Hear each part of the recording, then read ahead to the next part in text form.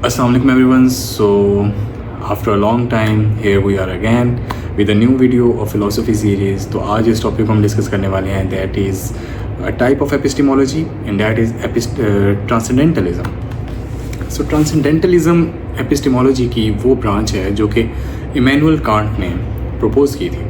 Transcendentalism ये propose करता है कि जो रियल नॉलेज है वो इंसान की कॉम्प्रिहेंशन से बाहर है. इंसान उसको कभी भी कॉम्प्रिहेंड नहीं कर पाता, अल्टीमेट रियलिटी को कॉम्प्रिहेंड नहीं कर पाता, because there are two kinds of worlds that exist. One is the phenomenal world and the other one is nominal world. And Kant ने उन दोनों को नॉमिना एंड फिनोमिना के नाम से अपनी फ़िलासफ़ी के अंदर एक्सप्लेन किया है. अब वो जो बात उसने पहले कही थी कि हम असल वर्ल्ड को कॉम्प्रिहेंड नहीं कर पाते, हम अल्टीमेट रियलिटी को समझ नहीं पाते, हम उसको ग्रैस्प नहीं कर पाते, वो इस तरह कहता है कि असल रियलिटी एग्जिस्ट ही नहीं करती in the world in which we are existing. Kant कहता है कि जो अल्टीमेट रियलिटी है, जो असल नॉलेज है, the real knowledge exist in noumena, irrespective of our existence, irrespective of space and time. वो ultimate reality, the real knowledge is existing in the noumena.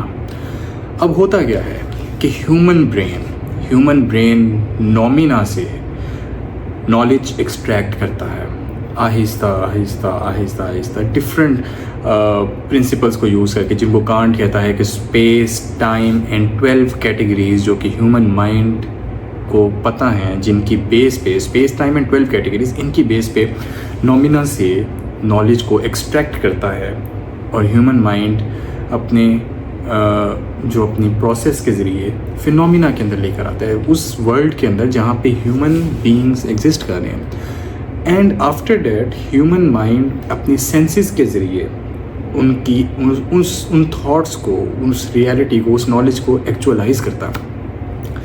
अब ये चीज़ कांट ने जब एक्सप्लेन की तो इसके अंदर डिफरेंट तरह की एक कॉन्ट्रडिक्शन हमें देखने को है. कांट एक तरह से तो ह्यूम की तरह बिल्कुल स्केप्टिक बन जाता है कि जब वो कहता है कि हम अल्टीमेट नॉलेज को तो हम देख ही नहीं सकते, हम तो उसको कॉम्प्रिहेंड ही नहीं कर पाते. Ultimate reality can not be known, ultimate knowledge can not be known. And second hand वो ये भी कहता है कि there is a world phenomena where we can experience a reflection of that reality जो कि नॉमिना के अंदर एग्जिस्ट कर रही है.